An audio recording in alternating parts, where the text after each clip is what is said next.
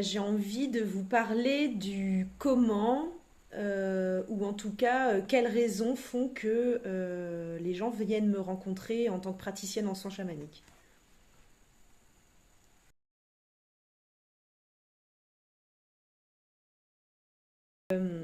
Alors moi, c'était il y a très très très longtemps. Mon fils avait 3 ans. Ça n'avait rien à voir avec moi. C'est pour mon fils en fait qui vivait une période de changement difficile et qui était très agité. Et ça n'avait rien à voir avec le chamanisme parce que c'était un microkinésithérapeute. Ça ressemble un peu à la kinésiologie. Et en fait,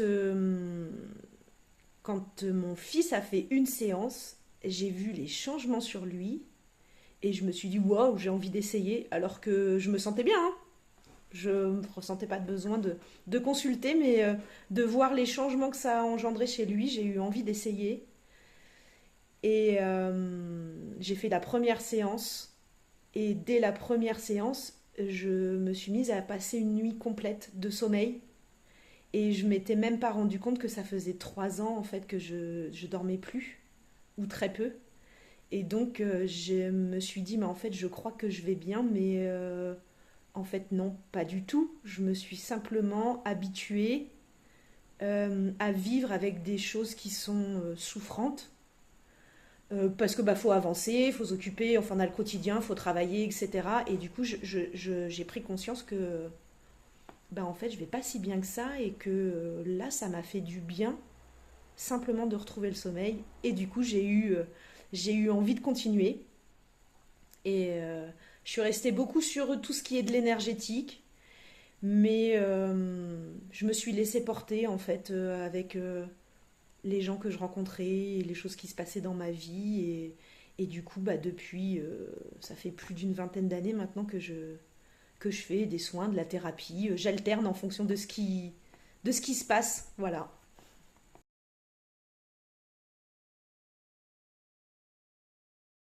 Euh, alors,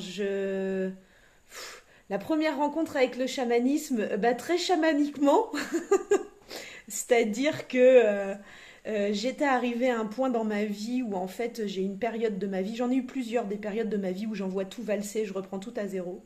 Et là c'est une période de ma vie où j'ai jamais autant tout envoyé valser. J'ai déménagé, j'ai changé de boulot, j'ai tout arrêté, enfin tout, je repartais au point zéro. Et en fait tout ce que j'essayais de faire, ça fonctionnait pas. Et je me suis dit, il faut que j'essaie quelque chose, mais que jamais j'ai fait dans ma vie. Donc je n'avais jamais essayé le chamanisme. Et je me suis dit, ben ouais, on m'a pas mal parlé des voyages au tambour, de chamanisme, etc. Je me dis, allez, je vais essayer. Et en fait, j'ai rencontré, donc du coup, j'ai tapé chaman autour de chez moi. Et je suis tombée sur le site de Corinne. Et donc à la base, je me dis, oh, ouais, chouette, j'essaierais bien un soin chamanique. Et en fait, la première chose quand j'ouvre son site, je tombe sur la formation qu'elle propose. Et je me dis, oh non, oh, je viens d'en finir une de 2 ans, j'ai pas envie. Mais j'ai été curieuse, j'ai regardé ce qu'elle proposait. Et en fait, c'était la réponse à toutes les questions que je me suis posées dans toute ma vie. Donc j'ai eu envie de la rencontrer. Donc je l'ai contactée, je l'ai rencontrée. Et quand j'ai vu cette femme, je me suis dit, c'est comme ça que je veux être, c'est comme ça que j'envisage de devenir thérapeute, c'est comme ça que je veux accompagner les gens. Et du coup, bah, je me suis inscrite à sa formation et voilà, j'en suis là aujourd'hui.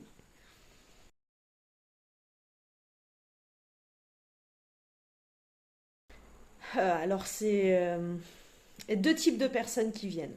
Il y a des personnes qui ont, comme moi j'ai pu avoir, hein, des représentations sur le chamanisme de type que je vais leur tirer les cartes, je vais leur dire l'avenir, que je vais invoquer des esprits, je vais avoir un costume, enfin, de manière très folklorique.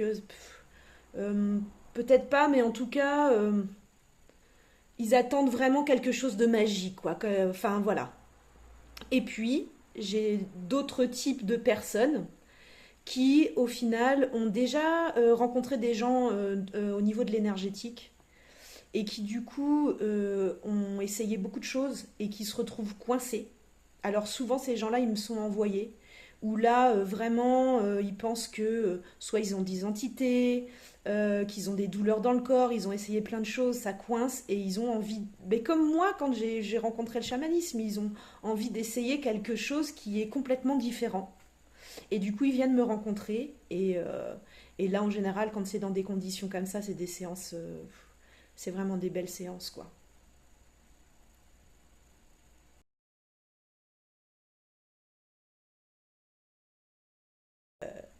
Alors, c'est difficile de dire concrètement.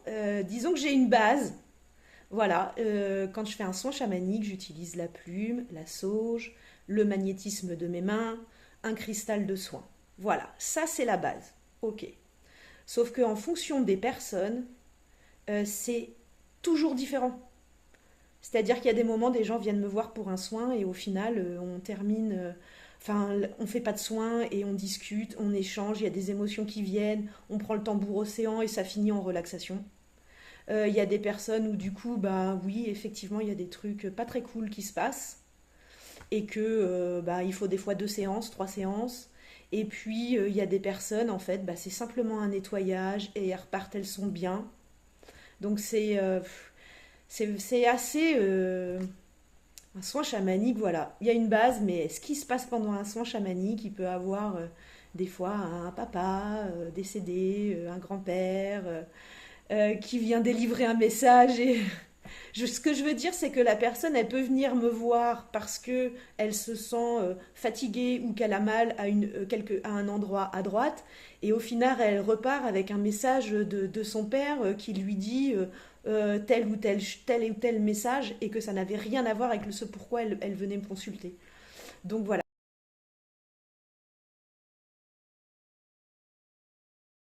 Euh, L'humilité, parce que déjà, je ne travaille pas toute seule, je suis beaucoup guidée. L'authenticité, j'essaie, voilà, je reste alignée avec moi-même. Euh, j'ai envie de dire l'humanité, mais l'humanité, la neutralité, le non-jugement, pour être vraiment pleinement dans l'accueil de l'autre, mais aussi pouvoir bah, accueillir les informations qui viennent d'un peu partout, hein, que ce soit des défunts ou du champ informatif. Euh, L'humour, on en a besoin, on en a besoin. Bon, je crois que j'en ai dit plus de trois.